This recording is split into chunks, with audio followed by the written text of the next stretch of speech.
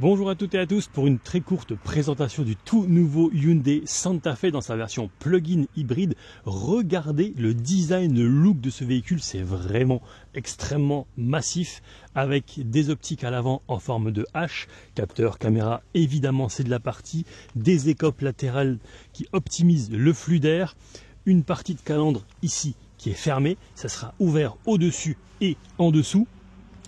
On poursuit avec des flancs pas trop marqué, je trouve, de magnifiques jantes de 20 pouces, le nom du modèle ici, une petite caméra pour un système à 360 degrés, le vitrage arrière il est surteinté, des barres de toit au-dessus, on arrive ici sur la prise de charge avec environ 60 km d'autonomie en tout électrique, une face arrière aussi vraiment très imposante.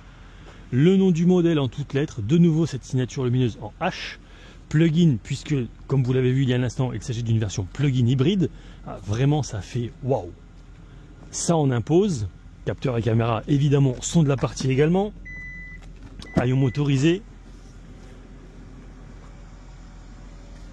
voilà un petit peu l'espace disponible au coffre avec une prise 12 volts ici, un petit filet de part et d'autre, une prise 220 ici, évidemment le temps de lait, donc la plage arrière, on referme ici. Je vais vous montrer l'espace aux places arrière avec store ici pour filtrer efficacement le soleil, siège chauffant sur 3 niveaux, porte-gobelet ici pour ouvrir ou fermer la portière, encore de la place pour une bouteille en partie basse.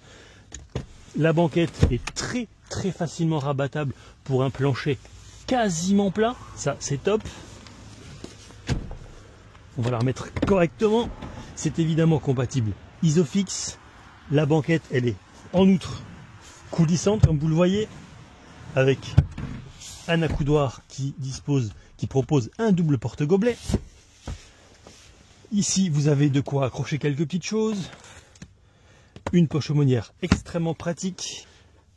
Ici vous avez une prise USB-C, beaucoup d'espace vraiment à l'arrière, ça c'est top. On peut aussi gérer automatiquement l'inclinaison par exemple du dossier ou avancer, reculer le siège depuis les places arrière, ça c'est extrêmement pratique. Là vous avez évidemment la possibilité d'ouvrir à l'avant et aussi depuis les places arrière, par exemple pour prendre une boisson ou n'importe quoi.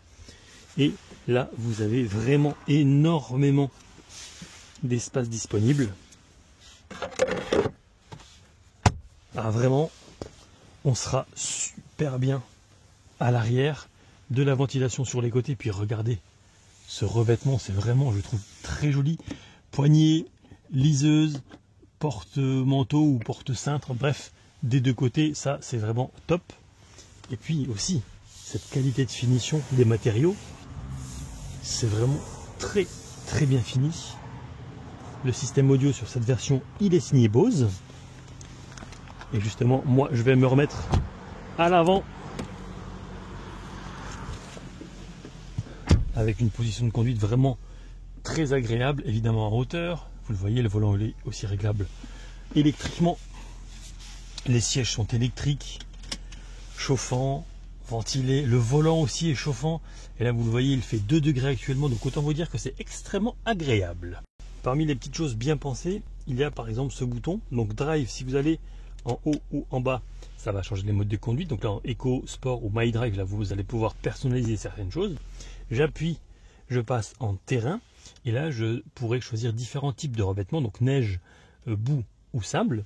Je rappuie pour passer en Drive, la connectique USB-C naturellement, et ce que j'aime beaucoup c'est cette barre ici de défilement à LED, pour montrer en fait que le téléphone est en train de charger. Et le fait de pouvoir en charger 2 simultanément, ça c'est un bonheur. Autre chose ici aussi, c'est que là vous allez pouvoir passer en mode hybride, électrique ou automatique. Donc là c'est la voiture qui va décider. Par exemple si vous la sollicitez très fortement, eh bien les deux moteurs électriques et thermiques vont se mettre en route. Ça j'en ai déjà parlé, c'est l'assistant de descente. Et puis naturellement les caméras. Allez, moi je me mets en D et c'est parti. Je me trouve maintenant au volant de ce nouveau Hyundai Santa Fe avec un volant assez massif, de fines branches ici, Et puis des palettes qui vont me permettre d'optimiser la récupération de l'énergie. Par exemple, là je vais mettre à 80 km/h, voilà, je relâche l'accélérateur, je ralentis au max. Vous voyez la vitesse? Elle descend quand même pas mal. En plus, de nouveau, je vous dis, ça descend quand même bien. Ce que j'aime beaucoup aussi, c'est cet écran ici incurvé à l'avant. C'est vraiment très joli, très lisible aussi. Une console centrale assez vaste, avec les commandes de clim évidemment, des sièges chauffants, les différents modes de terrain, l'assistance aussi en descente. Ce que vous venez d'entendre, c'est l'alerte d'attention du conducteur. On voit extrêmement bien ce qui se passe dans le rétroviseur par ailleurs. Et puis on voit que c'est vraiment un grand véhicule parce qu'il y a énormément d'espace. Il y a aussi 2 chargeurs ici par induction, de la place encore en dessous avec de la connectique. Et ce que j'aime beaucoup aussi, c'est que on n'a pas l'impression, enfin en tout cas je ne ressens pas du tout le poids ni le gabarit du véhicule. Alors évidemment on est au perché, je veux dire, mais même dans les petits enchaînements rapides, voilà. Après évidemment c'est pas un véhicule qu'on va mettre sur circuit, attention, hein.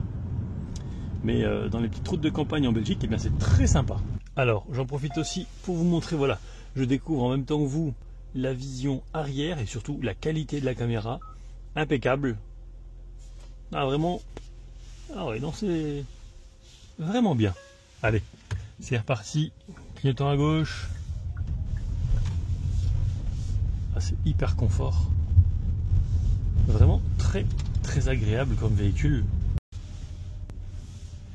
Alors, on va faire un 0,80, c'est parti, gaz en grand, en mode éco, 80, hop, voilà, on arrive à 80 km/h, on va garder le 80, et puis je vais écraser la pédale de frein dans quelques instants, c'est parti.